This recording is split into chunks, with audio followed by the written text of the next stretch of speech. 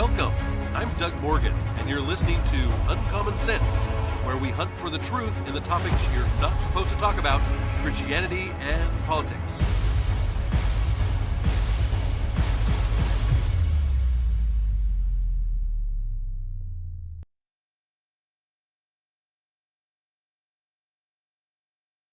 I wanted to do something a little bit different on the podcast today, can we? I wanted to go through and just kind of do something a little bit spontaneous, maybe. I want to go through a speech with you, and it's a speech by Zohran Mamdani. And who is that? Well, that is going to be the new mayor of New York City. He is a Muslim communist. At least Marxist. And you may say, well, what's a Marxist? A Marxist is someone who follows Karl Marx and his philosophy. Marxism is responsible for socialism, for communism. It's never worked wherever it's tried. It's always failed.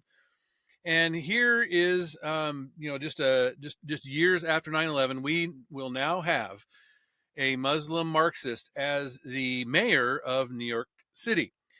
He is also considered basically can be considered a leader of the Democratic Party.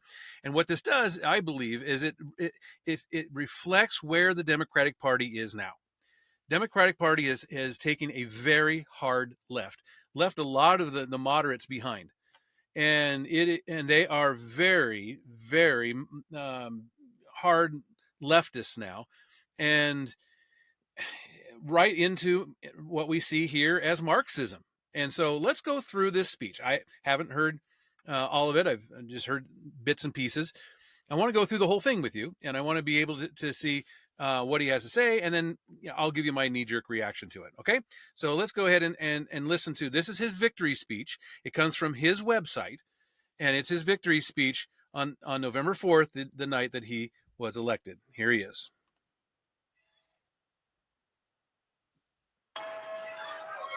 The sun may have set over our city this evening, but as Eugene Debs once said, I can see the dawn of a better day for humanity. Okay, can we just stop right there just for a second? I know we're only just a few seconds in here, but it's really interesting to me that the first person he quotes here is a Marxist. The first person he quotes is Eugene Debs. Eugene Debs was a labor leader and a socialist. He here in the U.S.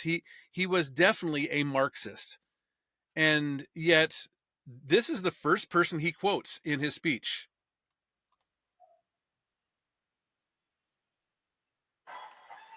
For as long as we can remember, the working people of New York have been told by the wealthy and the well-connected that power does not belong in their hands. Fingers bruised from lifting boxes on the warehouse floor, palms calloused from delivery bike handlebars, knuckles scarred with kitchen burns. These are not hands that have been allowed to hold power. And yet, over the last 12 months, you have dared to reach for something greater. Tonight, against all odds, we have grasped it. The future is in our hands. My friends, we have toppled a political dynasty. Okay, let's stop again. We have toppled a political dynasty. Okay, so let's review. Which political party has been in power in New York City? I mean, since the modern consolidation of New York City's 5 boroughs in 1898, the Democratic Party has typically held power, with interruptions being just rarely and short-lived. In fact, in recent decades, there's been nearly continuous Democratic control of the city government, including the mayor's office and the city council, with only just a few rare exceptions, like Michael Bloomberg his term as an independent mayor from '02 to 2013. But as of the 2020s, Democrats still control most statewide offices and the city council and the mayor's office. So come on, this to say that he's toppling a political dynasty, it's his own party. The Democratic Party has effectively been in power in New York City for over 100 years with strong organizational dominance and at least from the late 19th century to nearly uninterrupted electoral control in the 20th and the 21st centuries. So to say that he's toppling the a political dynasty, what's he saying? It's his own party.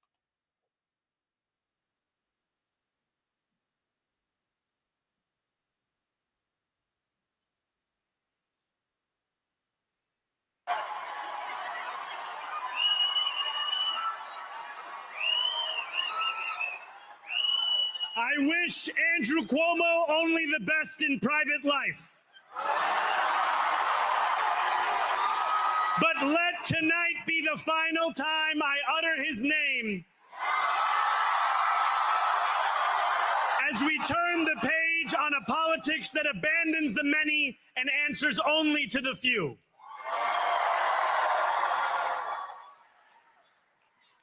New York, tonight you have delivered a mandate for change,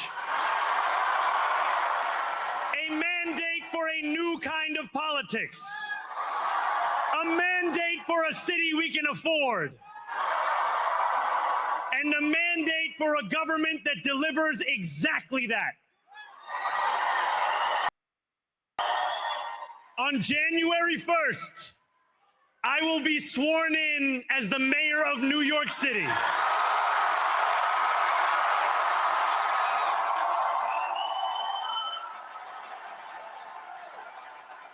And that is because of you.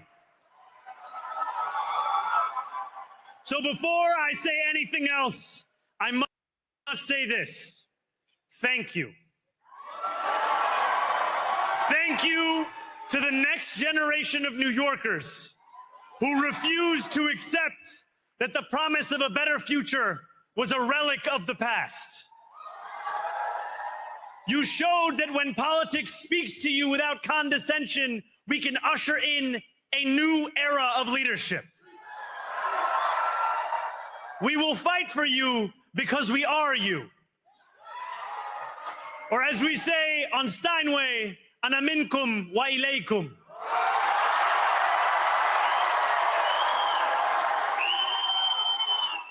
Thank you to those so often forgotten by the politics of our city who made this movement their own. I speak of Yemeni bodega owners and Mexican their unions abuelas, supported him, but when the surveys came out, Senegalese those taxi people drivers, did and not Uzbek vote for him. nurses.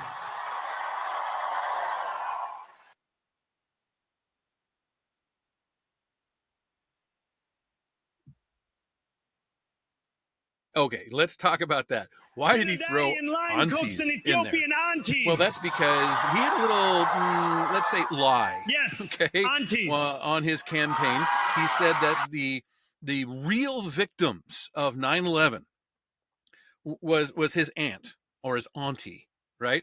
His aunt was the real victim. Him and his aunt. He said that she could not go on a subway without getting a bad stare from somebody. She got a bad stare because she was Muslim, and that was the real victim of 9/11. Well, when they did a little bit of fact checking, what did we find? Well, we found that his auntie was not even in the U.S. That then he said, well, maybe it was my cousin, my dad's cousin. That's who it is. But she died, and we can't talk to her now. Uh, anyway, he just flat out lied, and even the lie is just craziness. But anyway, that's why he's throwing that in there.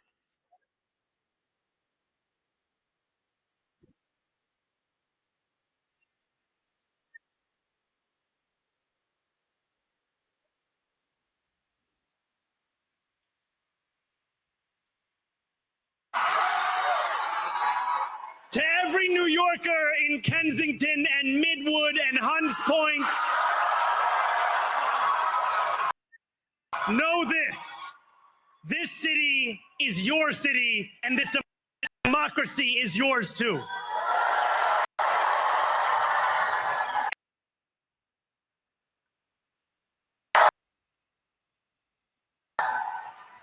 This campaign is about people like Wesley, an $11.99 organizer I met outside of Elmhurst Hospital on Thursday night. A New Yorker who lives elsewhere, talk about who commutes affordable housing. 2 hours each way from Pennsylvania because rent is too expensive in this city. On the campaign, but it's about people like the woman I met on the BX33 years ago, who said to me, I used to love New York. Let's play a little game. But now it's just where I live. In New York City, what would you think would be the percentage that you would have to pay of that house, the total cost of the house to build it? What percentage would be for regulation and fees? All right, time's up. Yes, 24%. That means a quarter of what you're paying for that house is in New York City goes out to regulation and fees. So don't you think that maybe housing affordability would be relieved in some form or fashion, like by a quarter, if you were to reduce the regulation and the fees? That could really help with housing affordability, don't you think? I mean, the housing affordability gap for renters is among the widest in the U.S., with many spending over 30% of their income on rent. 30%. I mean, that's crazy. If you're a financial person, if you went to a financial person, they would say, do not spend more than 20% of your income on your housing. And yet on rent, the average is 30%. That's just nuts. And it's because of all the Democratic, because they're the ones that have been in charge, the Democratic fees and taxes and regulations that could go toward housing affordability.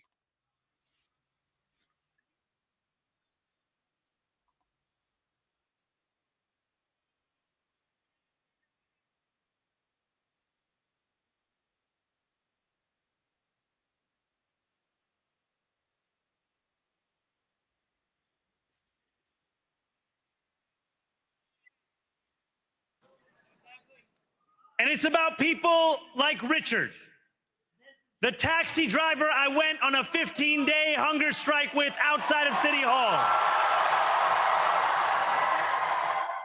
who still has to drive his cab 7 days a week. My brother, we are in City Hall now.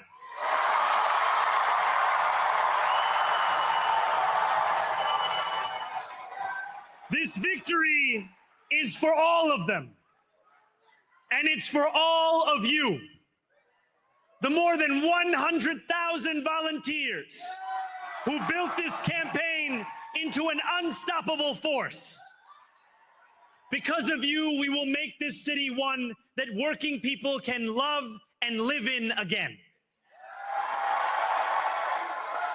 With every door knocked, every petition signature earned, and every hard-earned conversation, you eroded the cynicism that has come to define our politics.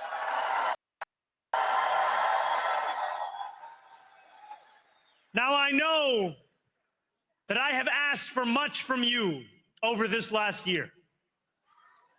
Time and again, you have answered my calls. But I have one final request. New York City, breathe this moment in. We have held our breath for longer than we know. We have held it in anticipation of defeat. Held it because the air has been knocked out of our lungs too many times to count. Held it because we cannot afford to exhale. Thanks to all of those who sacrificed so much, we are breathing in the air of a city that has been reborn.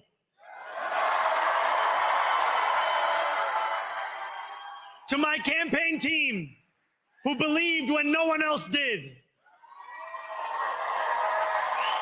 and who took an electoral project and turned it into so much more. I will never be able to express the depth of my gratitude. You can sleep now. To my parents, Mama and Baba, you have made me into the man I am today. I am so proud to be your son. And to my incredible wife, Rama,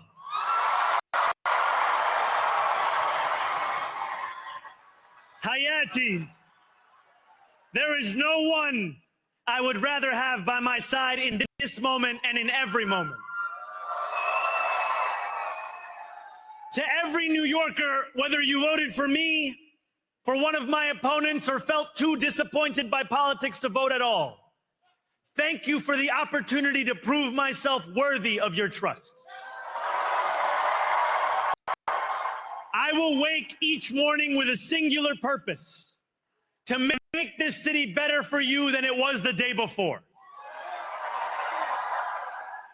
There are many who thought this day would never come, who feared that we would be condemned only to a future of less, with every election consigning us simply to more of the same. So you're hearing a lot of and there are Barack other Obama here, don't who you? see politics today as too cruel for the flame of hope to still hope burn. and change, right? Which, of New course, York, is a big Marxist we thing, have right? answered Hope those and fears. change.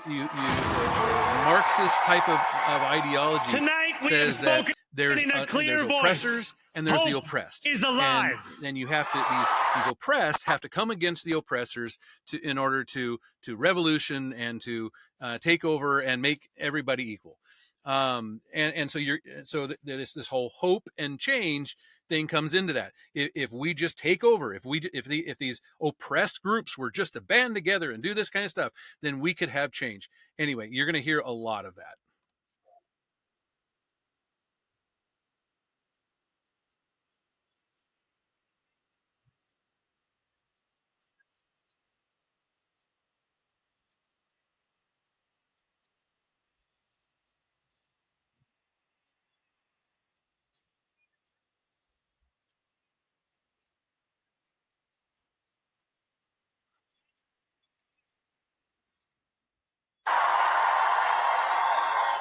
Hope is a decision that tens of thousands of New Yorkers made day after day.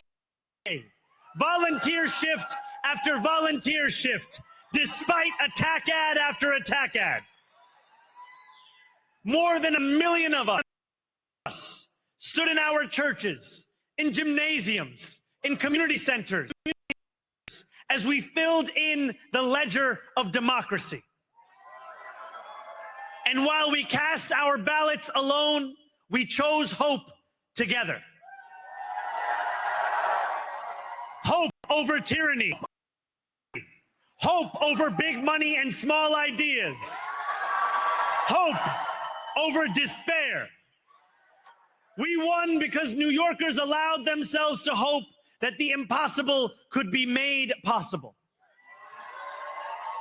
And we won because we insisted that no longer would politics be something that is done to us.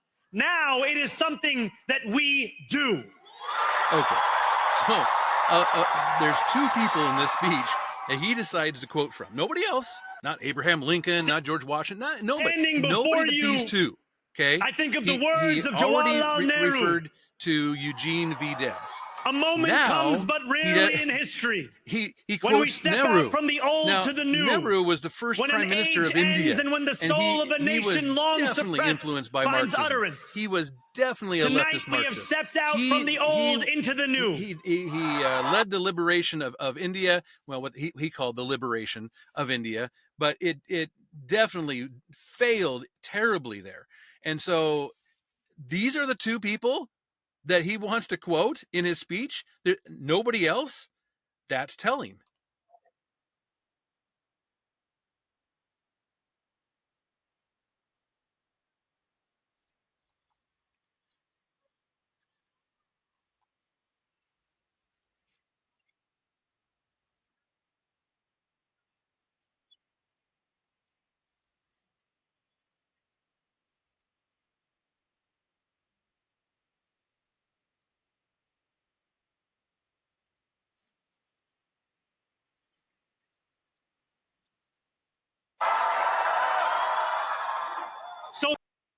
us speak now with clarity and conviction that cannot be misunderstood about what this new age will deliver and for whom. This will be an age where New Yorkers expect from their leaders a bold vision of what we will achieve, the things that he wants to try to do, rather than a list of excuses for what we are too timid to attempt. Let's see how that's gone before. I mean, landlords have faced financial difficulties due to central to that vision will be the most ambitious agenda to tackle the cost of living crisis that this city has seen since the days of Fiora LaGuardia. That all leads to the declining housing quality. So, you know, right at first, you may get a short-term little thing of when it comes to rent freezes, but in the long run, what it does is it prevents people from even wanting to do housing. I mean, if I want to build a rental, whether it be a house or an apartment or whatever, and yet I know that I'm going to have 25%, taxes, fees, and regulations and all this kind of stuff, and then I'm going to have my rent frozen, so I can't lift it at all, even when my own expenses are going up, then how in the world am I ever going to keep and maintain that building? It just doesn't happen.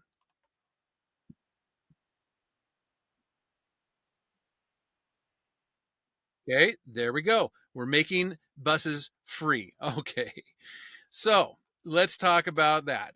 The buses in New York City, they take in, it's an estimated around $700 million annually. So every year, bus fare revenue is $700 million.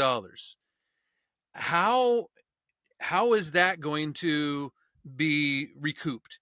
You're losing $700 million, and you're going to have people just camping out on the buses. Why not? I mean, if you can just camp out on the bus, let's say you're a homeless individual, you can just camp out on the bus. They're not going to kick you off. You don't have to pay anything. You just get to ride around. It's awesome. I mean, the free buses, again, it's just not going to happen.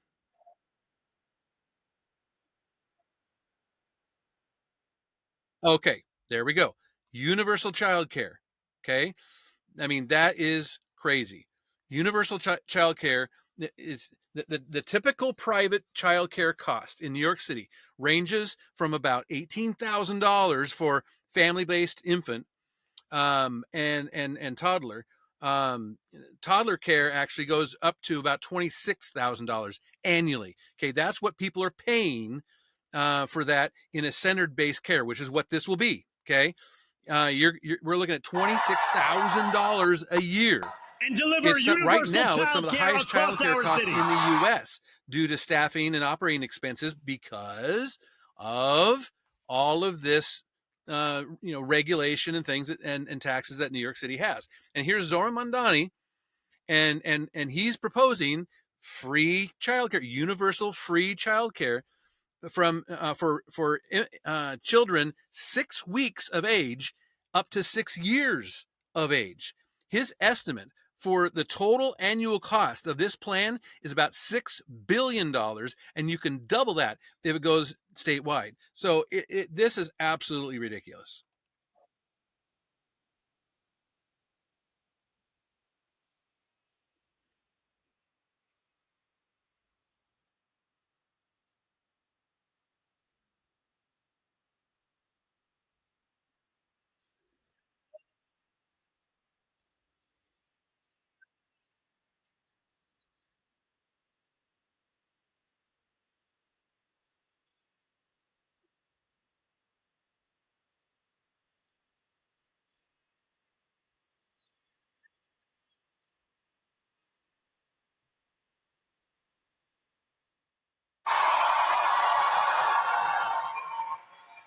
Years from now, may our only regret be that this day took so long to come.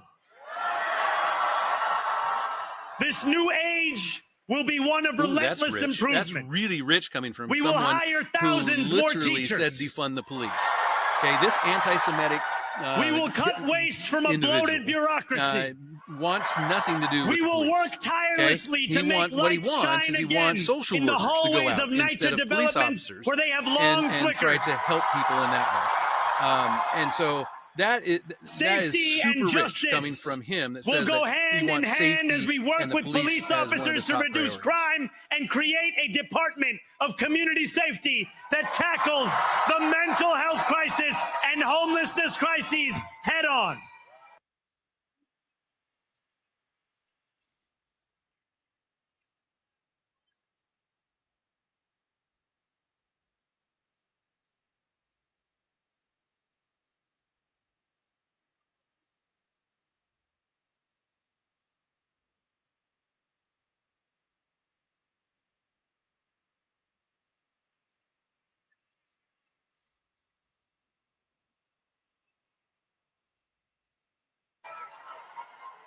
Excellence will become the expectation across government, not the exception. In this new age we make for ourselves, we will refuse to allow those who traffic in division and hate to pit us against one another. Yeah, so in this so moment he knows of who he didn't political hear from darkness, there. New He's York not talking about will anybody be the white, light. especially white male Christians. It's if you were Here, a black woman we and you believe were in somehow standing fired up for those by we Donald love. Trump, then hey, we're on your side. Whether you are an immigrant, a member of the trans community, one of the many black women that Donald Trump has fired from a federal job, a single mom still waiting for the cost of groceries to go down. Again, super rich here, coming or from somebody so with anti-Semitic. their back against the I mean, wall. this is an individual Your struggle who is can't ours denounce too. the global infidata, whatever that is. The whole thing with him saying not being able to absolutely say it's a terrible thing that we should wipe out all the Jews. He is very anti-Semitic, and we will build a city and hall so that stands steadfast alongside he Jewish New New Yorkers Yorkers a guy who's and never does had a not job. waver Okay, in the he's never fight had against the a real scourge of job. anti-Semitism. His mom is a filmmaker. He worked for her on her coattails for a while. His dad is a professor. Both very leftist, and he was a failed rapper for a time. He even rapped about the terrorists, about supporting terrorism. And so, come on, this guy is very anti-Semitic, and there he goes on to try to say, "Oh, hey, we're going to protect, the Jews."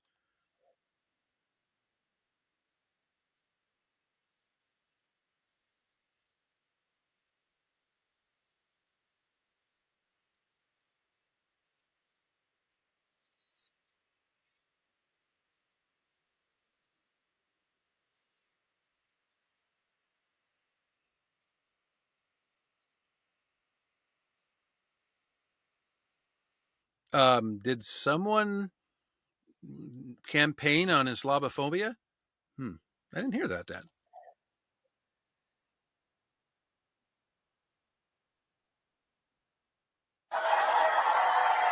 Where the more than 1 million Muslims know that they belong. Not just in the 5 boroughs of this city, but in the halls of power. No more. There we go. Will New York That be probably a city is the where most you can dangerous traffic thing in you heard all day long. Islamophobia and win an election? When you hear him say that basically government it should be involved in every solution, that government is your answer to every problem, that government is who we need to turn to, and that there's no problem too big, no problem too small. It's government that we should be turning This to new for the age answer. will be defined by a competence and a compassion that have too long been placed at odds with one another. Think about, well, how can We will capitalism do prove something here, or how about that the there church? is no How about problem God? too How about, large for government to there's different solve solutions and to no different concern problems. Nope, it's too small government for it that to needs care to be about. involved in everything. That is a dangerous way of thinking.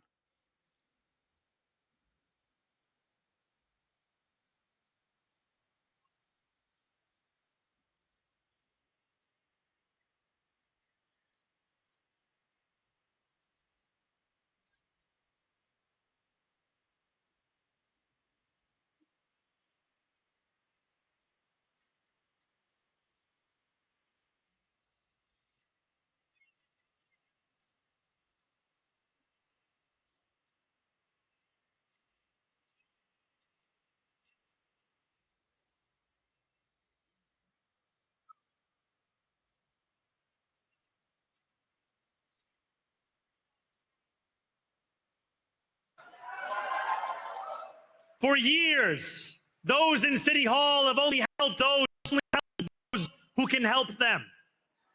But on January 1st, we will usher in a city government that helps everyone. Now, I know that many have heard our message only through the prism of misinformation. There, right there Tens again, of millions of dollars have been spent to redefine reality and to convince our neighbors that this new age is something that should frighten them. Do you realize that the top 1%, as has so often of New York City's occurred, income earners the billionaire class has sought to convince those of the city's making income tax. $30 an hour Yes, that the their top enemies 1% are those pay earning about $20 50% of the city's income tax an hour. And as far as minimum wage, he wants to increase the minimum They wage. want the people The to minimum fight wage amongst increase, ourselves so that we remain distracted from the work of remaking those a that long broken claiming system. he wants to help. In fact, if We you look around refuse the to long-term let them effect dictate the rules of of the minimum game wage anymore. increases, They can poli- play that, by that the particular same policy, rules as the rest of us. decreasing, it makes the jobs decrease by about 12% in the long run for non-college workers. So you're decreasing the amount of jobs that are available for people who are on minimum wage every time that you raise minimum wage, and yet that's what he wants to do.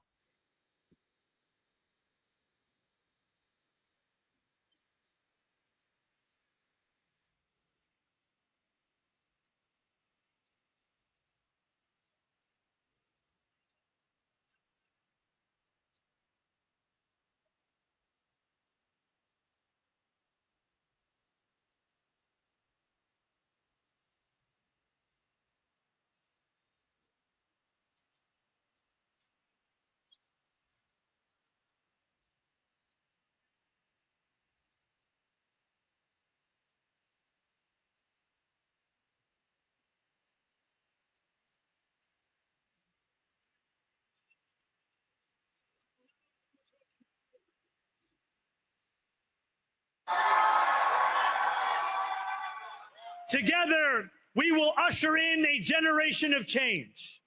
And if we embrace this brave new course, rather than fleeing from it, we can respond to oligarchy and authoritarianism with the strength it fears, not the appeasement it craves. That's rich coming After from all, a if city anyone that can show a nation betrayed by Donald Trump how to defeat him, it is the city that gave rise to him.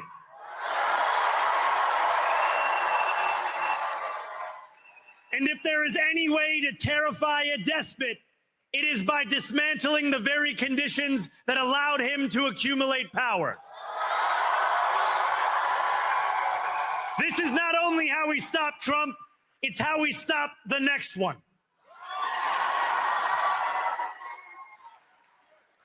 So, Donald Trump, since I know you're watching, I have four words for 1% you. in your city, Zohran, Turn pays the volume half the taxes. up.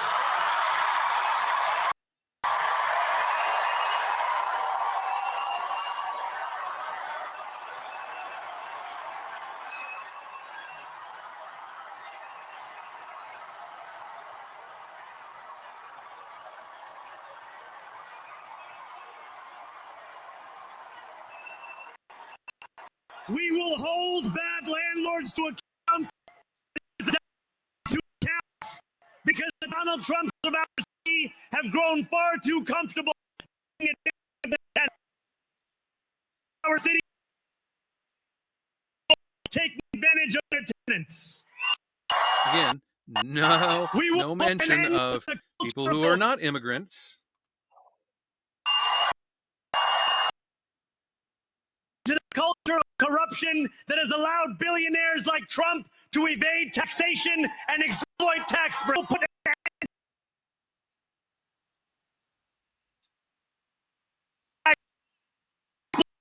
breaks. Pretty dramatic.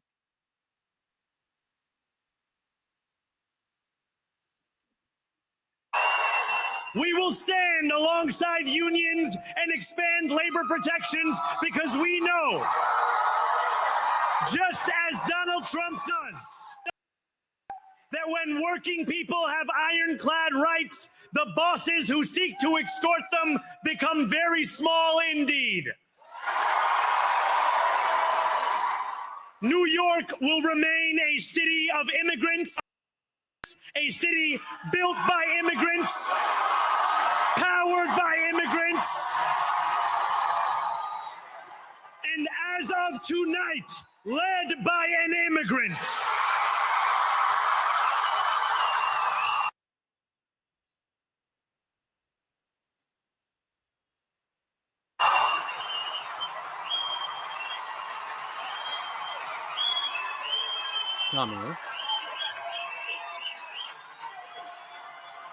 So hear me, President Trump, when I say this.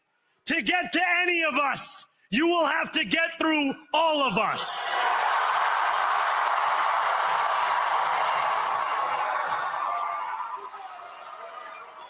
When we enter City Hall in 58 days, expectations will be high. We will meet them. A great New Yorker once said that while you campaign in poetry, you govern in prose.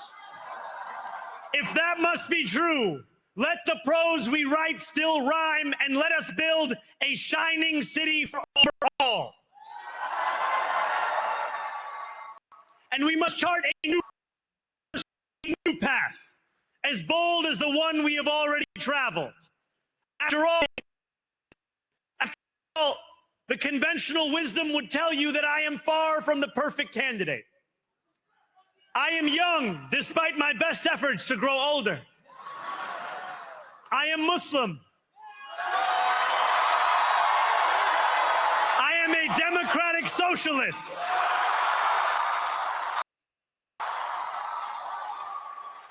And most damning of all, I refuse to apologize for any of this.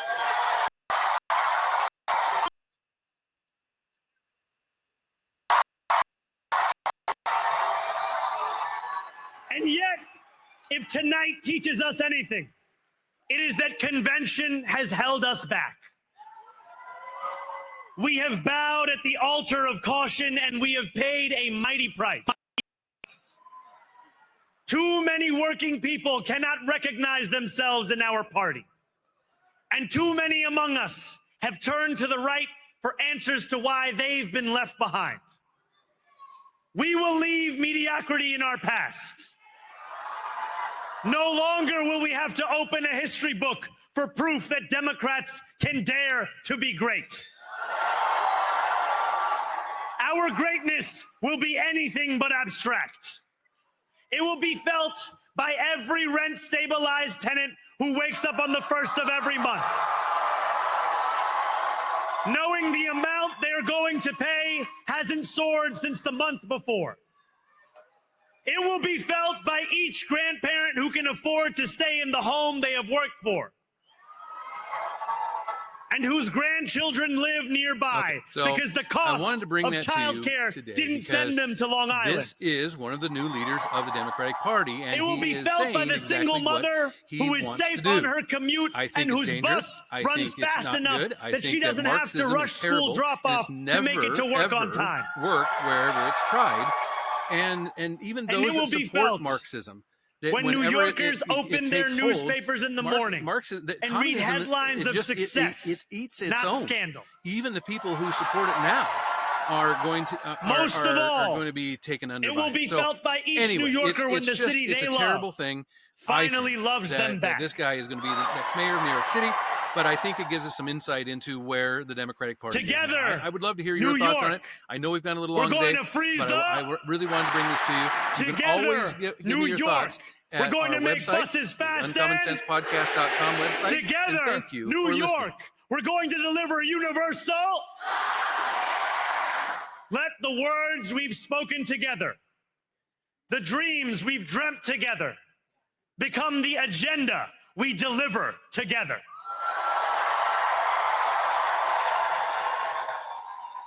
New York, this power, it's yours.